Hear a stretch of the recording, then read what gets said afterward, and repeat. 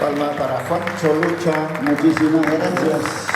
De verdad, orgulloso de ser peruano, orgulloso de ser aquel ser que comparte con la tierra adentro, con los pueblos olvidados, con los pueblos que en realidad sienten ese calor cuando los músicos llegan, cuando la corneta suena y cuando el toro muge. Y luego pues la gran fiesta, y ya la fiesta de nuestro hermano José María Arguedas, la herencia que nos dejó, los cuales seguimos cultivando. El que les habla inició hace muchos años.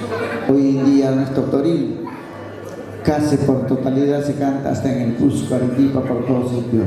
Gracias por la aceptación de nuestros toriles del que va a fiesta. Muchísimas gracias y vamos a cantar otra orquesta.